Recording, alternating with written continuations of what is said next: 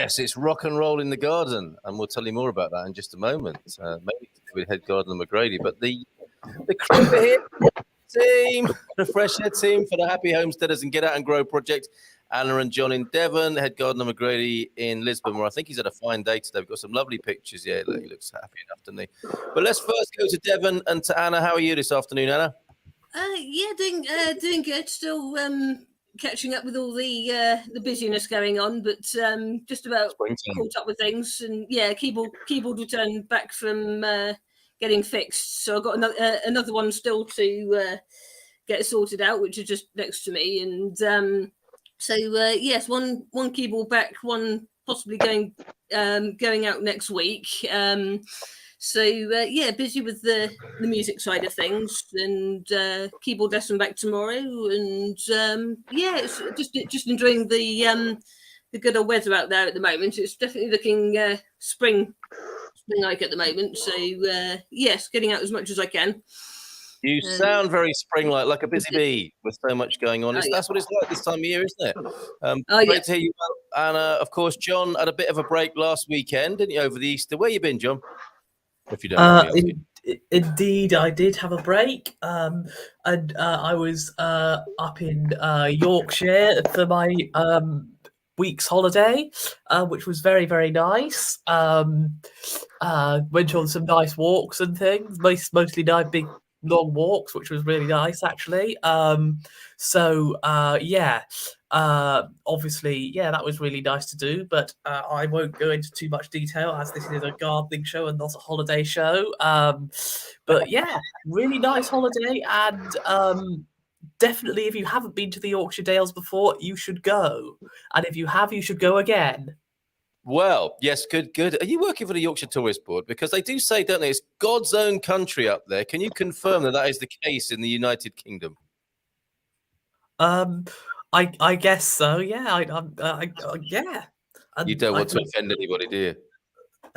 Well, it's a bit awkward, isn't it? Because there'll be people from the UK who'll be like, people from Devon who'll be like, "Oh, well, that's not true. It's Devon that's God's own county." And then no, it's not. Awfully, no, lad, it's Yorkshire that's God's own country. It is. It's going to be the impersonation that caused more offence than the claim, I think. There, let's go and check with the head gardener. What was that accent like, and is it true? He did very well there, and Yorkshire it's fantastic. It's a beautiful spot. The North York Moors are stunning.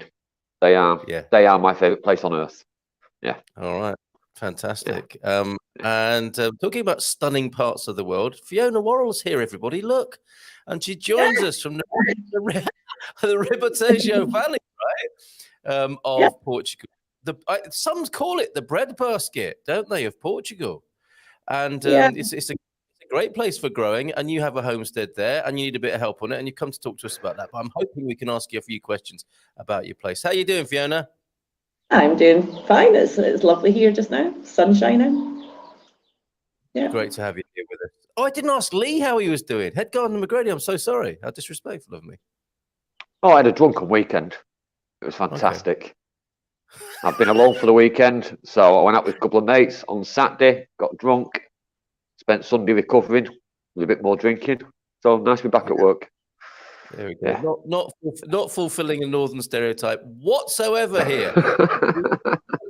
We don't do stereotypes here on the Happy Homesteaders live stream. Every Monday evening, apart from the first Monday of the month. Get your questions in, as you can see there. Stick them in the chat. We've got some lovely contributions before we get cracking talking to Fiona. Because, of course, Fiona, it was you and Lee that were talking about the No Dig competition, right? Can we get a quick snapshot? Because I've got some pictures to show of Lee's place. Oh, can I use the pictures from Messenger to illustrate your request as well, Fiona, tonight? Or she frozen up? She's either giving me a very stern look about something I've said, or she has frozen. She's frozen up. It's not like her to give me a stern stare, is it? So we'll come back to Fiona in just a minute when her signal improves, and she's looking for help on the homestead over that way in that beautiful part of Portugal. So we'll come back to Fiona in just a little while. But let's take a look at yours, Lee, if we may. And you put some beautiful pictures up. This is your place today, isn't it? Look at it. You love growing a few flowers as well as veggies, don't you? Yeah, I've got a few pots at the front there just to bit of colour to the garden. Very nice, very pretty. And coming in from Louise is here as well. Oh, we've got a few hellos. We'll come back to those in just a moment as well. Marcus, Mark, Sharon, Jacqueline's here. OLP, Nunu. We've got a couple of Facebook users, or just one. You never know, do you? And Louise is here as well as Matty. Matty's here too. Fantastic. So let's go to Louise's place for a moment and look at the pictures that have been sent in. Beautiful time of year in central Portugal. Look at that vibrant rose there. Who would fail to be uplifted by that? That's so beautiful, isn't it? Bathed in sunshine there. And are these cosmos? I'll go through what you've sent me in just a moment, but they're looking very beautiful, Louise. And some broad beans, I think, some broad bean and cabbage action as well there. And onions, which prompts my first question. They look ready to lift, Lee. How do you know when it's time to pull an onion? No, they're not ready. They're still too small. Oh, okay. So it's not just them rising out the ground. It's the size as well. You'll see when the onion comes above ground, it'll start to get a darker layer of flesh on the top of it. Yeah. And you can sort of see you can almost guess the size of the onion that's underground from what's above. Okay. If you've done a line like she's done there, you can just put your fingers in and test them. But they're not ready yet. Yeah. And mine are looking very, very mine are a couple of weeks behind hers, and mine are very pale yet. So they're just changing colour. So they'll go a bit browner before they're ready to come up. Okay. We have a question from Iris. Thank you, Iris, for asking your first question about parsley and cilantro.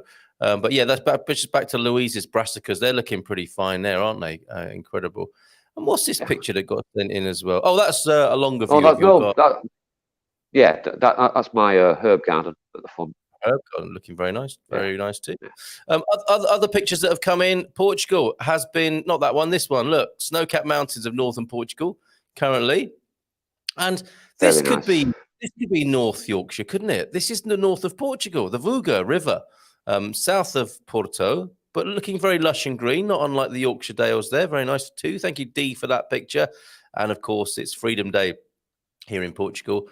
So a vase of red carnations. Have you been tempted to grow red carnations, Lee, on account of the 25 de Abril? Is that likely? No.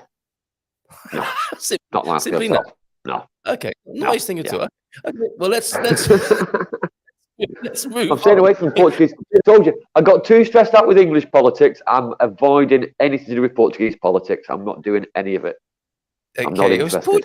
It's Portuguese history, but I could see how you might be drawn in by a mere mention of a revolution there. Fiona, we've got you back, which is fantastic. Is it all right to show some of the pickies of that you posted up in the Happy Homesteaders group live on the live stream here, just to give people an idea of what you do? Yeah. Fantastic. Okay. Some of them are not this season, but go for it. Fair enough. Okay, but can you set the scene for us? How long have you been a Happy Homesteader?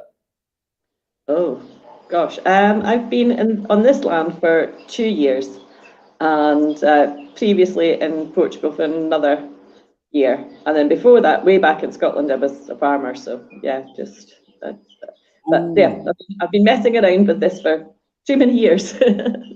Oh, amazing. So a farming background as well. Gang, have we got any questions for Fiona about farming background or growing here in Portugal? Okay. Sorry. Yes. Hello. I was just wondering, what are transferable skills from farming to being a homesteader and sort of working your own, creating your own, making your own stuff, and what differences are there between Portugal and Scotland? Most excellent question. I'll answer that in reverse then. Portugal, the weather is radically different. You still need to be prepared to go out in all weathers, but generally speaking, you hide from the heat. You never need to hide from the heat in Scotland. The first part of the question, what was it? What are the differences? Sorry, John, I forgot the first part of the question. What it's are the transferable skills? Transferable skills. I think really a key one for anybody who's doing homesteading is you don't give up. So if something goes wrong, you just try again and keep trying again, or try something slightly differently. And the other thing is sort of problem solving on the hoof. So if you see a job, do it. And if you come across something unexpected, you just learn to deal with it on the go.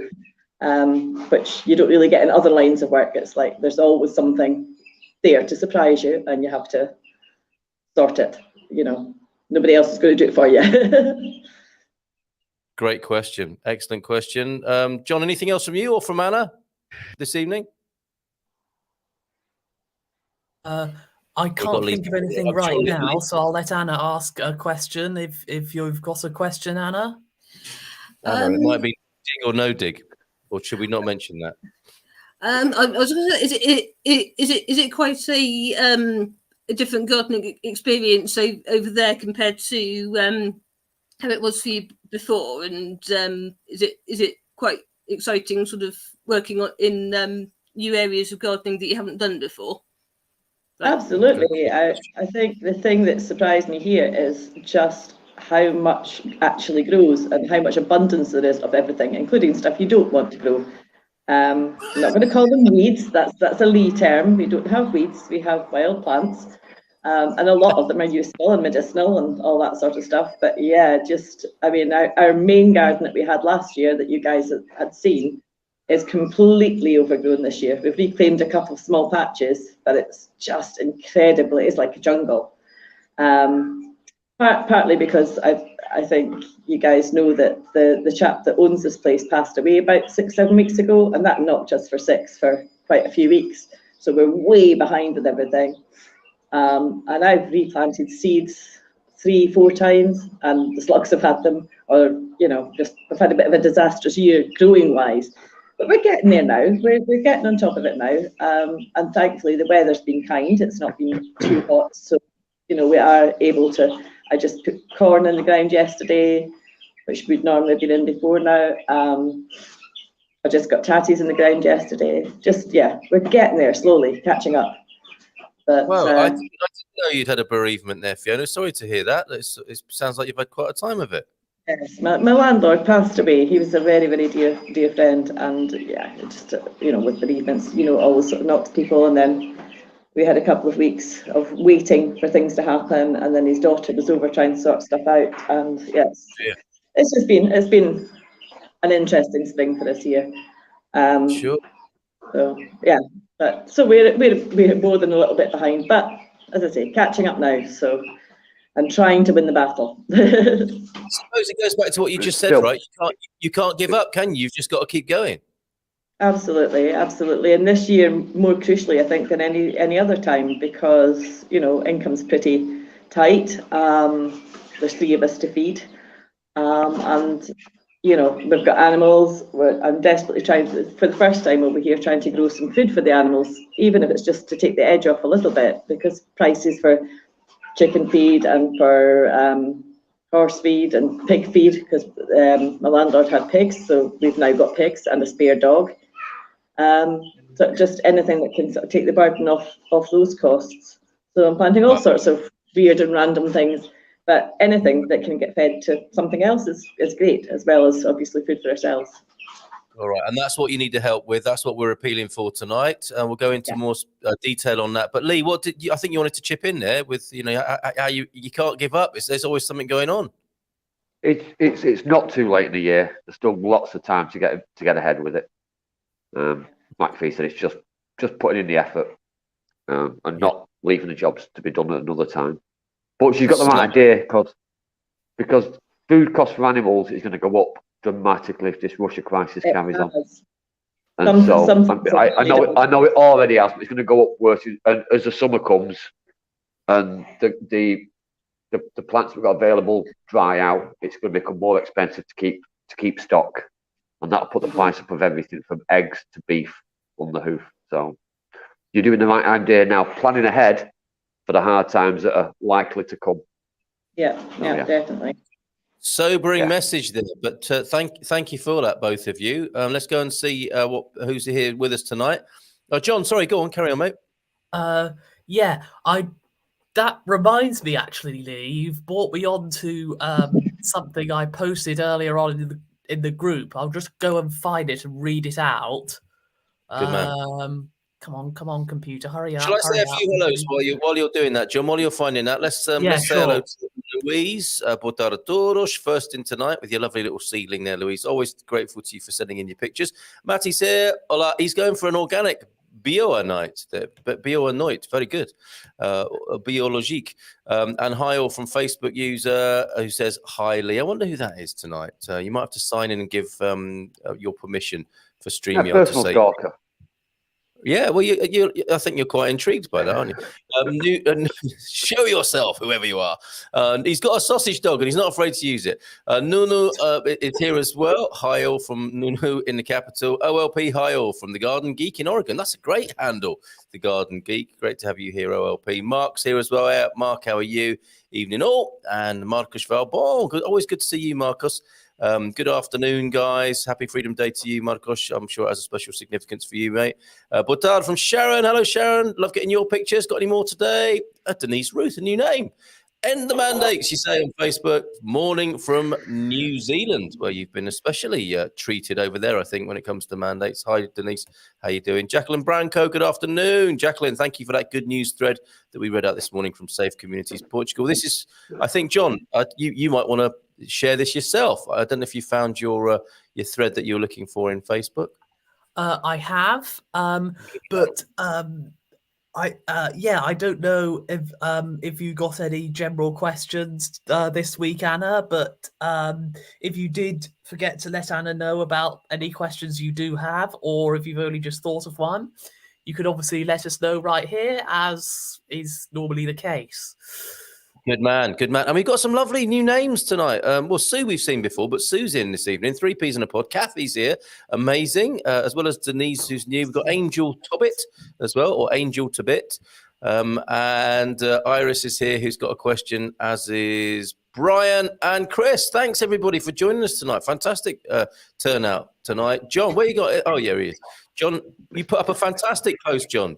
Share the findings with us, if you will. I will do. I'll read the post first in case anyone hasn't seen it. So the post was, do you have any ideas for how to save money in the garden? If so, comment here and have your comment read out on the show.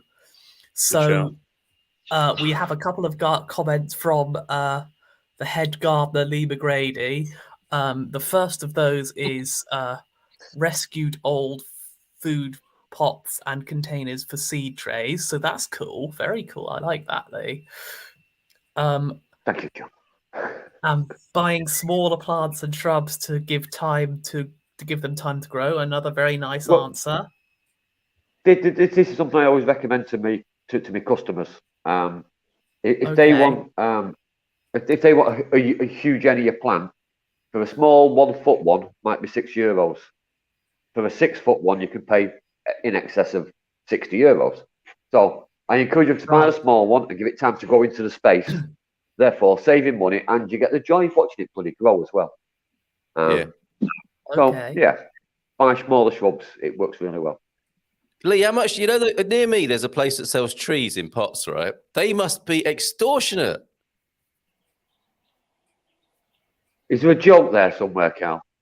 No, that's a genuine. No, you have to. Right, well, I'm negotiating with a customer at the moment.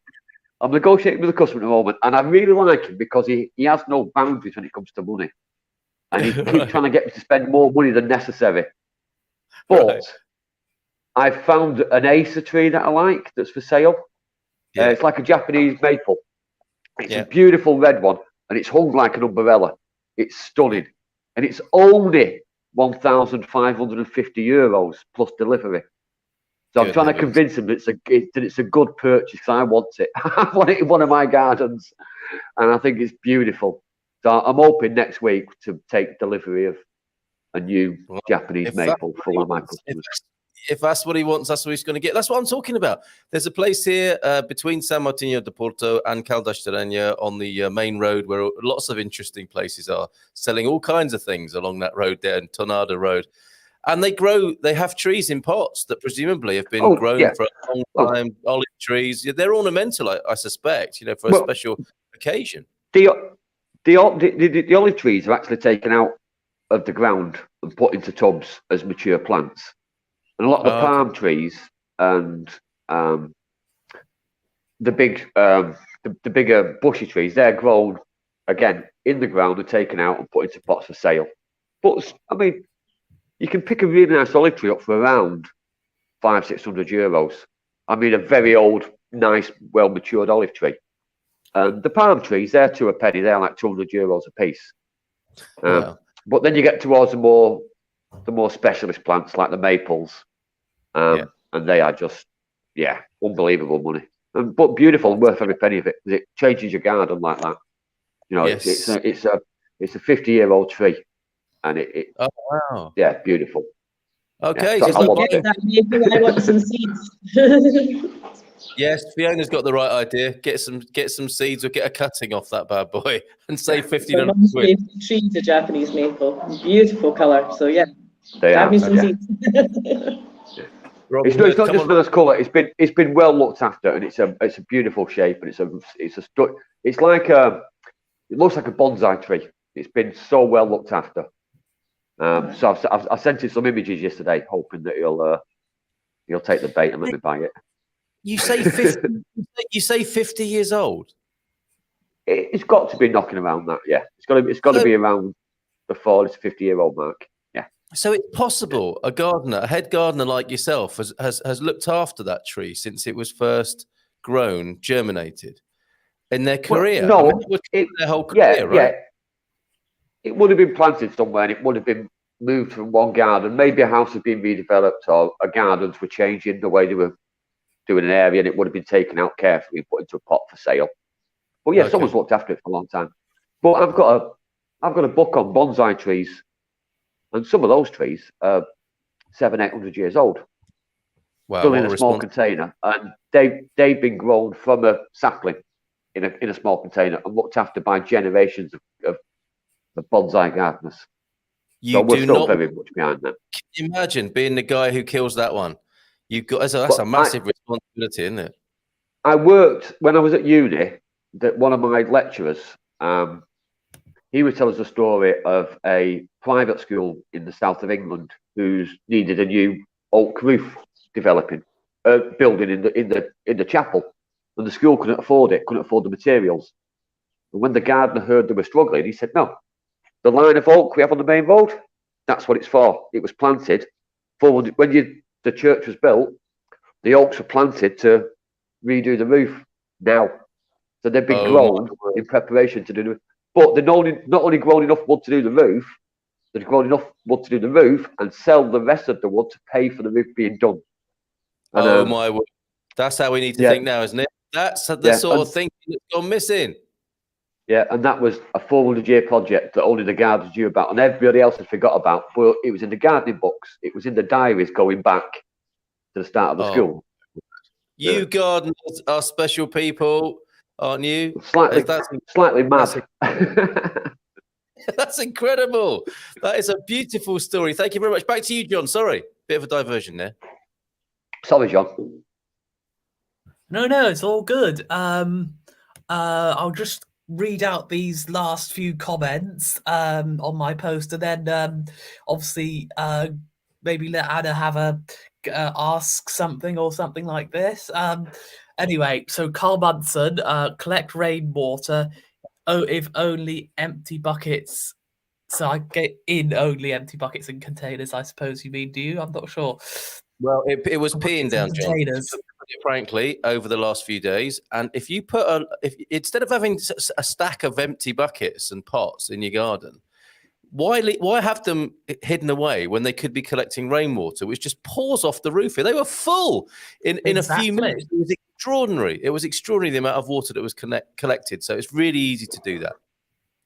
And then Jason says, leave some veg to flower and go to seed. get your stock of fresh seeds for the following season. So that Boom. must be how that works.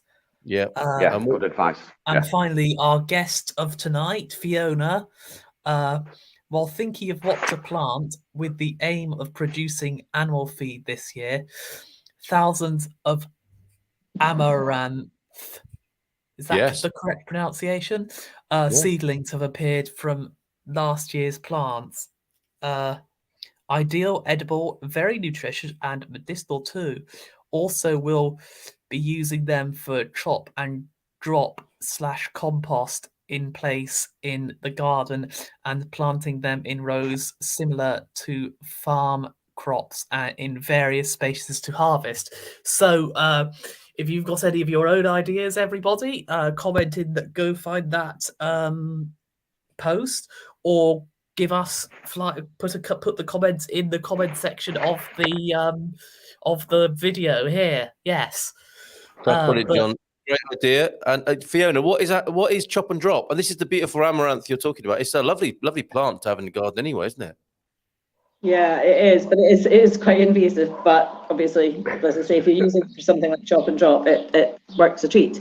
You use the plant itself. You can use the seed, which obviously those heads of flowers produce masses of seed. You can bind it up like a flower and do all sorts with it. You can eat the leaves just like spinach, or you can when they're young, or you can let them get a little bit bigger and you can roll them and stuff them, like you would vine leaves or anything else. So it's really useful, and it's absolutely packed full of nutrition. I can't even tell you what extras it's got, but it's got lots of good stuff. So I'm really chuffed that just while we're looking at other things that the chickens will eat and the pigs will eat, and the horses ate some flower tops last year as well. They're there, so use what you've got. Chop and drop is particularly a no dig garden thing, is you want to keep on mulching on top of your beds, and helps keep the weeds down and so on. Obviously you chop and drop before the plant flowers, so you're not introducing more seed to it, but it just breaks down naturally and feeds the soil beneath it. So, and just helps keep the moisture in and stuff like that. So it's useful for that. Or you can put it in your compost if that's what you want to do. And again, putting all that nutrition back into your soil. Superb. Did you want to add something to that, Lee? No, I'm just going to say that it is full of iron, just like spinach is as well, and it's easy to cook. I put it in my lasagnas and my bolognese. It's beautiful. Yeah, it's really nice. Yeah. Very good. Angel Tobbit, thank you for these, for your chipping in with your suggestions here. There is, I don't know if it's a question or a statement. It looks like a statement there, but yeah, I mean, you might want to add something to this, both you, Fiona, and Lee, on saving seeds. Got to be great, isn't it? Got to be cheaper than buying them, obviously. How to do it? Can we have a quick guide to how you two go about it? You want to go first, Lee? Well, it depends what. Depends what the seed is. The peas, I've already. I'm using peas from last year that I grew. That I just didn't use. I just dried them out on the windowsill. So they're the plants that are in now. My seed potatoes are 50-50. But I've bought 50%. I'm using 50% from last year's seed potatoes that I stored in the shed. The spinach I'm growing, I allowed, like Jason said earlier, I allowed the last 3 to go to seed. I took the seeds off them, and they're now well into 6-7 weeks old and been harvested several times. And I did the same with 2 of my lettuce, and we're growing 14 lettuce this year from the 2 that I left to go to seed last year. So it's very straightforward. Just let it go to seed, let it bolt and go to seed. Remove the seed, dry them out on the windowsill, put them into an envelope, write on what they are, because that's the important bit. The date you collected them, and put them in the back of a drawer and forget about them until this year, until we need them this spring. Same for you, Fiona. Are there any good? Sorry, Lee, I interrupted you. I actually did the same with my plum tomatoes as well. The last of the plum tomatoes last year, I took the seeds out of, and I saved them for this year. Cool. Dead simple process. Are there any sorry. ones, Fiona? Any particularly easy ones you found, Fiona? Because a lot of people are beginning here. They're inspired, by the likes. Definitely things like onions and potatoes. You can just keep some. Beans and peas I tend to dry on the plant. I just find they germinate better, but again, you've got to watch for little beasties trying to get into them. The only thing I think I would be a bit careful of when you're collecting your own seed is squashes. You want to make sure they haven't cross-pollinated, because you can run into some really nasty tasting mixed squashes and curcubids as well. They can interbreed and give you something nasty. But there are ways of making sure that you once your plant's ready to pollinate it yourself from the same plant, and then put the flower head in a little baggie so that nothing else can get in there, and then it grows true. So we do that with some of the tomato varieties. Not absolutely, not absolutely, but things that are favourites. You want it to be the same, absolutely guaranteed the same. You do it that way. But yeah, just saving seeds is pretty easy, and we also sort of, when we go for walks and things, find other people's things. And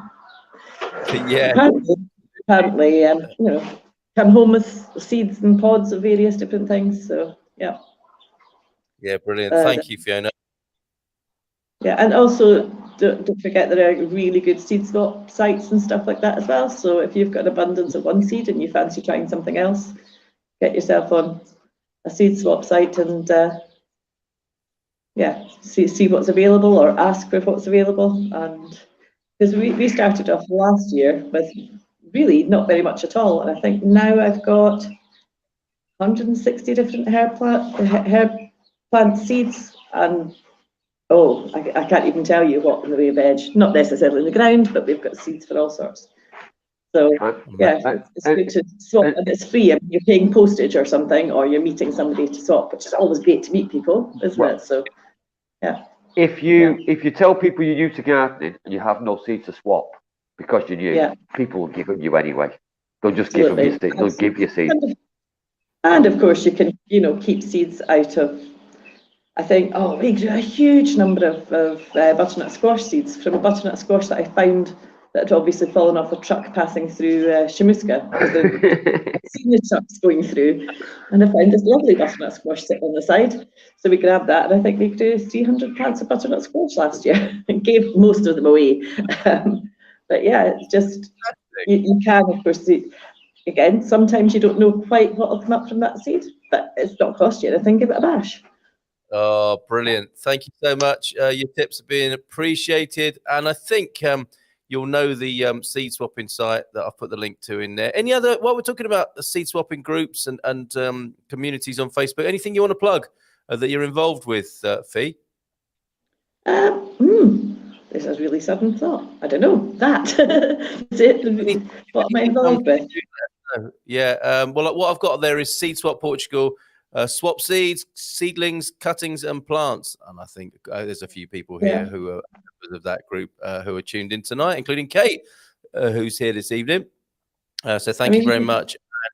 Go on, Fee, sorry. Usually I'm up for swapping seeds as well. And I have got, as I say, loads and loads of medicinal ones. I don't have an awful lot of plants for sale this year because, as I say, we just got that huge setback with Mike passing away, and just gutted all of us and knocked us for a good few weeks. But I will have. I've got seeds happening. But yeah, so I do also sell some plants, usually at markets and stuff, but we haven't been to any this year at all. Just timing. Well, watch out. You let us know if you've got any plants for sale. You can let us know, and we can tell everybody here on a Monday evening. I've never heard a gardener say I've got too many seeds. You never hear. Love it. Finding the right seeds is always like, where did I put these ones? It teaches you to save veg seeds for years to come. So that's an article. Angel, you're really helping us tonight. So see what you can do to send us that by whatever means necessary. And we've got a few more before we move on with some of the other questions. We've got some more tips about saving money in the garden. Good job, John. Cut plastic drinks bottles in half as mini pot propagators. Save seeds from the store-bought veggies. Good one. Ask your neighbours for cuttings of plants that you like. Use cardboard egg boxes as seed trays, which can then be separated and planted with the seedling. As separated as in you can just tear it away from the other 6 or 12, can't you? If it's a cardboard. Yeah, you can plant the head box. You know, the biodegradable, the perfect for it. Yeah, and I think we have a little bit of an illustration here. We've also got something in from Sharon as well. Thank you, Sharon, for sending in your picture tonight. 913-590-303 is the number for that. But before we go to yours, Sharon, here's Louise's examples of ice cream tubs. You get the pleasure of eating ice cream, of eating butter, of eating yogurt, all those good things, and then you can save the pots thereafter. Great job there. Lovely job, Louise. Thank you for sending in that picture. And if you eat rotisserie chicken and you buy that from the supermarket, you get a mini greenhouse, don't you? You get a lidded greenhouse, which is quite cool. Yes. Here's Sharon's what you've called, Sharon, arugula, which is such a nice word to be able to say. But do we not? Is that also known as that's rocket, isn't it? Arugula, another name for rocket. Yeah. I think, yes. So there we go. Arugula in a nice little pot there. Sharon, great job in your garden. So Anna, sorry, you've been quiet so far tonight. Have you got any questions or anything to chip in with that you've spotted tonight? I'm just keeping an eye on the ones on the chat. I was going to put one to you, Fiona. I was going to say you with what we're having on the live stream about tonight. You after sort of any amount of experience, or is it just anyone with an interest in gardening and animals that you're sort of it's totally I'm assuming that everybody kind of knows what the post was, but I'll just briefly go over it in case somebody hasn't seen it. I'm looking for a volunteer to come and stay for a week or two, or however long they can spare, even a few days. Simply because I have got a huge amount on, and my daughter, who is usually here to help me, is going away for a couple of weeks. But even after she's back, we can always do with spare pair of hands. Really, the things that I will struggle with if I'm on my own is horses, because you kind of need 2 sets of hands to get them out of the field, or they all come and so on. And yeah, because I'm breaking my young horse to harness, you kind of need somebody else there on the ground, you know. So maybe just hold his head if something goes wrong, something like that. So maybe somebody that has at least basic experience. You know, we're not terrified of horses would be good. But generally, other things, it's just, you know, walking the dogs. Helping watering the garden, things like that. So just, I'm only talking of actual help, maybe a couple of hours a day, morning and evening, if possible. For that, I'm happy to feed somebody, and obviously take them out and about. My car's a little bit broken at the moment, so I don't tend to go very far, but I can take people out and about to see the local area and, you know, go adventuring in the neighbouring estate, which is where a lot of those photographs are from. That you've just shown, which is in a beautiful abandoned estate. We can go down the river. If the weather's good, we can swim, things like that. That's a view from my bus. Oh, that's sorry. Yeah, that one there is a view from my door of my bus. Isn't it incredible? It's a little bit less green than that at the moment because the horses have grazed up all that area now. But and then the next picture you show is the river Tejo. No, that's just the sunset. That's the River Tejo, which we go to swim in the summer. This is another lake, one of the lakes. I think there's 4 or 5 lakes in the abandoned estate, just right next door. And it's awesome for swimming. And there's never anybody there. It's brilliant. So I don't know what other pictures you've got to show. Is that them? Well, I want to ask you, Fiona, you say walking the dogs. Is that a smile or a snarl? That's a smile. That's a smile. That's a little boo. He does like to smile, and he always likes to smile right up close to you. And when he smiles, he sneezes. Oh, that's lovely when that happens. He's smiling so much that his nose gets wrinkled up in your face and just shoot all over you. He's a little bugger. And then that's Big Mac.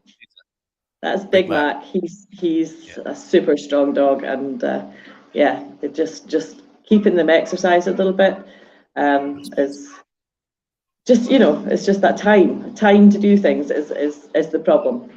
So, and that's me. Of course, and introduce us, if you will, to the horses here. This one, well, interestingly, I don't really have a name for my horse yet. I got him a few months ago, and he was called Bless, but it's not sitting with me, and I don't quite know why. So I tend to call him Mr. Handsome. I can't see. Is that Chance that's in that picture? There's a grey horse there. Yeah, grey horse with a darker mane. Yeah, and we've got that's Chance. He's my daughter's horse. He's sort of getting rehabilitated at the moment because he'd had a really bad injury when we got him. But he's coming on. He'll be getting back to riding very shortly. And there is a little fat ginger Shetland pony as well, who may or may not be in foal, who may or may not be due soon, or may just be very fat. Every home should have one. Every home should have one. Like, okay. Is she not? But she's also broken to ride and drive. So if anybody was coming that wants to come spend a few days and's got a little child, they could brush the pony or have a little sit on. Obviously, because we think she may be pregnant, we're not doing very much with her.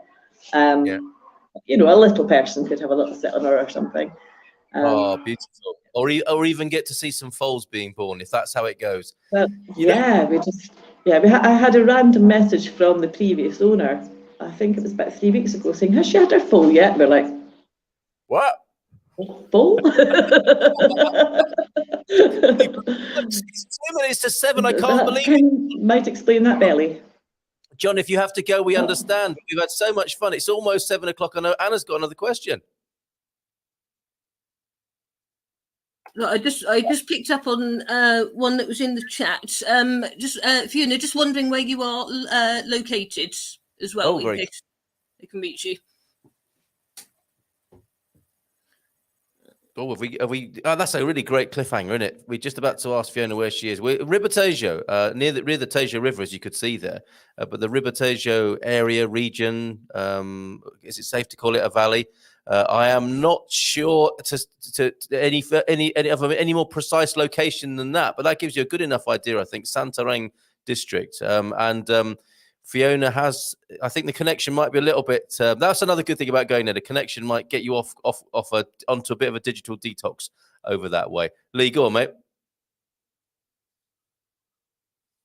Oh, sorry. We need to have you unmuted. There you go. On, try again, mate. Sorry. There's an area where they've got fancy horses. On a steel bridge. I know I could drive there. I just don't know what it's called. Oh, that's where she is. Yeah, she's near there. Yeah, I drove past there on the way to her. Yeah. Fantastic. I'm just about 3 kilometres from Gilgau. I'm just over the other side of the river from Gilgau. Most people know where that is. Do you know what, Fiona? I saw a property for sale for people who love horses who were thinking that their dream home would be to be with their horses. That's nice. 7 stables. This is the part of Portugal you're talking about, right? This place had 7 stables, 7 bedrooms, a 2-bedroom annex, all the space you need to exercise horses, and it was on the market for 580,000. Yeah, that's a friend of mine's actually. That's a friend of mine. But we don't have that kind of money. Okay, all right. So we answered that for you there, Matty. Was it in the Algarve or we're in Portugal? More central, mate. More central. John, we understand if you got to go now because it's gone past the 7. Great to have you back. See you next week, buddy. I think we need to go through a few more of these if that's all right with you, Lee and Fiona. Is that okay? Because we've got a few unserved customers here this evening. Okay, Iris, because we've got a nice illustrated question. Bought a beautiful jasmine as advised by John to put on a sunny patio. I left it out. I noticed after a cold night that half the leaves browned. Oh, still not recovered. How can I revive a jasmine that's been hurt by the frost there, I think? My jasmine on the front wall is the same. It got a bit wind battered recently. Yeah. And I'm just going to leave it alone. I've given it a little bit of nitrogen feed, which you can buy. It's the same as most houseplant feeds. I'll give it a little bit of feed, and hopefully it will recover. But I'm waiting, and there'll come a point where I can see the stems that are dead and the stems that are going to recover, and I'll snip them. I'll take off all the dead. But that'll be a few weeks from now. Let it rest for the time being. Yeah. Okay. Feed it, let it be, see what recovers, and snip off the ones that don't. But they bounce back so quickly that it won't be a problem. All right, and this is Iris's first question. Thanks for this tonight. Really appreciate it, Iris. Can you send this to the gardening team? Yes, right now. This is what my cilantro and parsley look like after a few months. I know I needed to cut the tops off before they flower, and did so, but the leaves now look so different to what they used to be, and I can't even tell the difference between them. Can they tell me whether these are now done? Should I just take them out and buy new ones? Are they just gone woody, and is it time to get fresh herbs in there?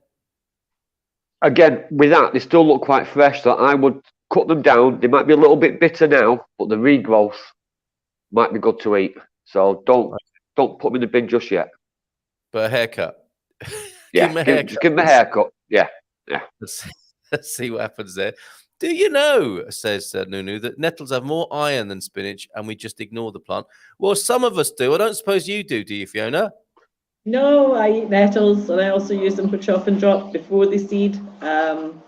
Pigs also eat them. Horses like them once they're wilted. Yeah, I definitely use nettles. I love nettle soup, nettle tea, nettle chopped up and put in savoury pancakes. Yeah, love nettles. Yeah, you can make a great potato and nettle soup, can't you? Which is a really good value dish. Go on, Lee. I think you wanted to add to that. When I was in Scotland, nettles were one of my staple diet. It went in everything. Yeah. Right. It's a great plant. And the seed as well. I mean, I use the seed and collect the seed and sprinkle it on top of porridge and things like that. It's really, really good. Wow. Yes, very good. I'm wondering what a good beginner's veg would be to plant in pots. This is from Matty. No gardening experience. What a lovely opportunity to advise Matty here. And when to plant them? June, July, August. I mean, if he pops into his local Lidl, he's got all the planting schedules on the back of the seeds. He can just pick what he wants to eat, can't he? Well, with him being new to gardening, what I would suggest you do is don't buy the seeds, go and buy a plug plant. And do something really simple like a pepper or a chili. Because you only have to do one, you can watch it grow, you can enjoy it growing, and they'll provide plenty of food. It don't take up a lot of space. Or get a longer pot and do the same, buy the plugs and do lettuce or do herbs. A little herb garden is dead easy to look after. You can use it every day. The lettuce are the same, dead simple to look after. And the perpetual lettuce, you can just pick off the bits you want. There you go. Louise helping you out as well. What would you say, Fee? I would say it depends on what space it's got, but tatties grow fantastically in buckets and you simply can't go wrong with them. Just don't overwater them. Carrots as well, they would go in buckets. Obviously you can grow your lettuces and things like that in smaller containers. Just go and see what do you eat. The most important thing about growing stuff is what will you eat. There's no point in putting things that are easy, but you're just going to watch it die because you don't like it. So, and no one else. Most things will grow pretty easily in containers. It's the tricky thing is making sure they don't get overwatered and they don't dry out too much. So there's the thing, Matty. Grow what you like, because you don't want a massive sack full of artichokes and have no friends and not like them yourself either. Like tatties and carrots, they're like literally, especially if you've got a nice sort of deep pot, just chuck them in and let them get on with it. And carrots like a little bit more water than potatoes, but just twice a week give them a good soak. If they're in containers, and you'll be picking your own food. Excellent stuff, Matty. I think in German that would be a Bratkartoffeln for you, growing spuds in buckets. Brilliant. Does anyone have, talking about seeds, does anyone have any water kefir grains to share? Ooh, that sort of cultivation going on. Anyone? I think, Iris, people will reach out to you here having seen that request, but this could be kombucha swap as well as kefir, sourdough, all that sort of stuff. Jason's here. What a lovely tour last week. No problem. You come whenever. I know we know you're a busy guy, Jason. You come when you can. And it was lovely to have a tour last week. I want to do some apartment growing. He wants to grow an apartment. Any suggestions? I think you can. Yeah, take a cutting from an existing apartment, put it in a plastic bag for a couple of weeks, and see what happens. I think he's messing about. Question: aside from digging them up, is there a predator or ruminant animal aside from goats I can use to kill off brambles? So 2 questions there for the price of 1. Brambles and planting chestnut trees, because Pete was also asking about that. Fee, let's start with you. Oh, what's this? Eating brambles. He doesn't want those. A little pony would do it. I guess sheep would eat brambles as well, but I think your best bet is just chop and drop before they flower. Just keep chopping them down and letting them mulch themselves. And what was the other question? I've got my rubbish glasses on tonight, so I can't actually read the comments. He bought 4 chestnut trees. Where's the best place, or what's the best way to plant them? Chestnut trees. Depends on how big, really. But I think this is kind of touch and go for the right time to plant things out. It's fine if you can keep them well mulched and well watered, and they're not going to get. They want full sun, but if they're very tender, they might fry. So my suggestion would be plant something in front of them for this year, just to let the bark of the tree not get fried by the sun and the wind. Something that you can chop down later or whatever, something like a lavender or something that's nice and cheap. Plant it behind that so that most of the bark's not getting sunned on too much. Mulch it really well. Keep it watered again once a week. Don't overdo it. I've got a couple of chestnuts and walnuts that, well, actually the walnuts I thought had died, but they're coming back beautifully this year. But the problem was that I had planted them in too much sun, and they just, the leaves got fried. So try and plant them where you want them to be, but try and put something that you can move again later on, and from the hottest part of the day's sun. Give them protection from that if you can, or even just put like a tree guard round or something, so that because it's once the actual bark gets sunburnt. It can be a bit of really disappointing to lose trees that way. Yes. The other thing I would say is obviously when you take it out the pot, you dig your hole a little bit deeper than you expect to, and break the roots apart a little bit. Just give them a bit of a shimmy so that there's nice loose roots.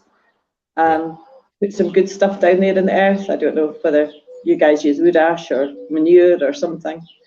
Plonk it in the ground, but definitely give it a really good mulch. Fantastic. What do you think? Thanks. Yeah, perfect. We have plenty of mulch, plenty of compost, and this time of year, plenty of space in the hole, so you can get lots of water without the water running away.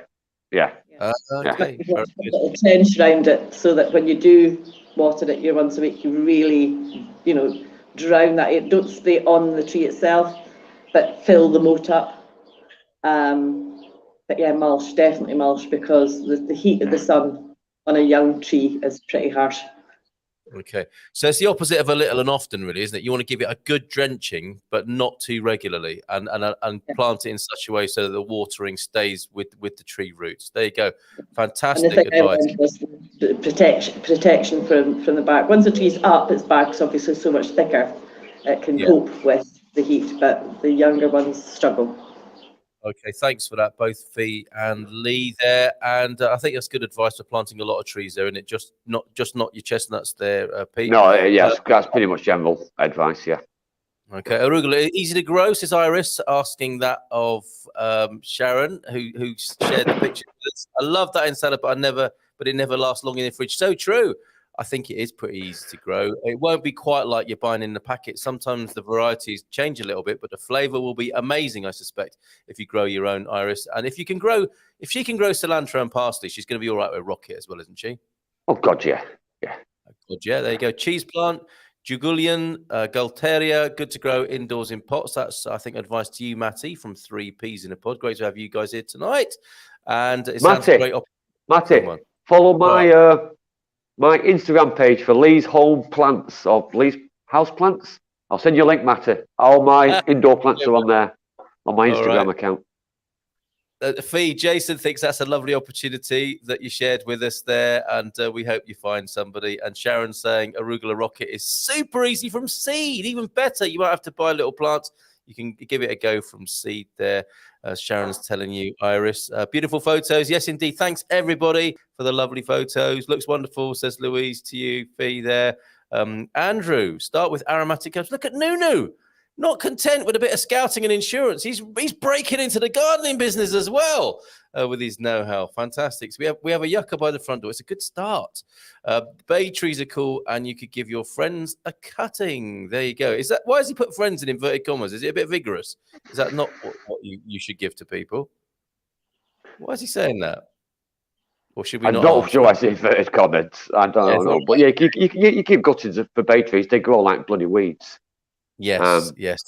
Once you get well established, you don't have to take cuttings because they'll send out rootstock. Yeah. So they'll send out their own little twin plant. You can just cut that off and give someone a plant with a good root on it as well. They are vigorous growers. Yeah. All right, Denise, next week, I put the number right now. I've put too many zeros in, but 00351 is the country code, and then you'll need the rest of it, 913-590-303, or send them to me at carl@expatsportugal.com. Be delighted to receive your pictures from New Zealand. And Andy's saying, I have a bay in the UK. Rhymes, grows really fast. Had many a battle with the bramble, hydra, strimmer, and loppers. Tools of choice. Good workout too. I think we're going to have to finish real soon.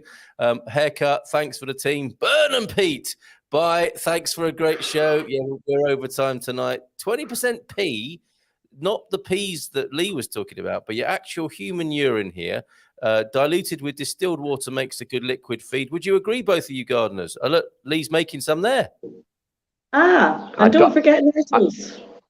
Nettles as well. Good liquid feed from nettles. What about the human gold? Lee, good idea. 20%. It's cheap enough. It's cheap enough to buy plant feed without having to save my own pee. And my pee's probably toxic to most plants. I drink too much. All my plants end up drunk. They all end up drunk by midweek. It wasn't a personal request necessarily. Question for Fiona: what veggies do you recommend to grow in Scotland? From Abel. Good evening to you, Abel. What to grow in Scotland? Lots of brassicas, things like potatoes, turnips, carrots. Depends on your soil really, but all of those ones for sure. But yeah, things that like wet, pretty much. Yes, and things that I think nothing tall. What he's trying to ask is like considering the slugs. There's not a lot you can do about that, right? It's wet. You're going to get slugs. You're just going to have to find a slug treatment, so to speak. Well, carrots don't mind slugs. Potatoes don't mind slugs. Turnips, you just got to go out at night and get the little treasures and encourage the birds into the garden. Okay, brilliant. Nuts are delicious and good for making veg oil. So tree planting there, nut trees, get them in the ground. What a lovely news that your walnut trees are coming back. Nettles again, also good, make a good cordage. Is that what a fertilizer is, a cordage? No, cordage means like for making fabric. You can use nettles to make, you spin it and make clothing, textiles. Yeah, it's very much like a hemp plant. Yeah. You can make rope with it. You can make strings with it. Yeah, it's really good stuff. All right, just finished my brunch while you wonderful folks are ready for a nighty night. Yes, indeed, Angel. Thanks for joining us. Do so again next week. And no, not next week. See you in 2 weeks, as Louise quite rightly points out. So it's our own meeting next week where we have our own catch up, and we'll be with you in 2 weeks' time. Fee, good luck with your request for help. I hope being here tonight helps you. And you might get all sorts of different requests at different times in the future. Even anybody that wants to come for a day or an overnight stay or something like that, as I say, I'm open to visitors, and any help at all would be appreciated. Perfect. And they get to hear that beautiful sound. It hasn't gone unnoticed. The soundtrack behind you is beautiful with the chicks, with the wood pigeons. It sounds beautiful there. A lot of it is outside birds, but right over here, I don't know if you'll see them right now. I've got some little chicks too. Yeah, I can hear them earlier. Yeah, beautiful. They sound fantastic. It is absolutely. Above me, this house has a huge half-built extension, like goes 2 floors above me and all the way back, full of birds. Because it's never been finished. So yeah, and we even have a bird of prey who is nesting on the back side of it. So it's all pretty cool. Amazing. Look at this. Sharon H says, thank you for sharing all the great advice. I wish this show was 2 hours. Grateful tonight, says Sharon. I think there's going to be a bigger and bigger demand. We're seeing loads more people joining the group, aren't we, Anna? Maybe we can say hello to them in future episodes. We'll write them down somewhere and shout out to them. Anything I missed, Anna? I don't think so. I was just checking the messages. I think we've covered most of the questions. I haven't seen any that we've... All right, let's go with that then. That's fine. That's fine. Join us in 2 weeks' time for more. Thank you, Anna. Thank you, Lee, so much, Head Gardener. You've been tonight. And Fee, all the best, Bussort. Thank you so much for joining us. See you soon. Take care, everybody. Bye for now. Good night, Fee.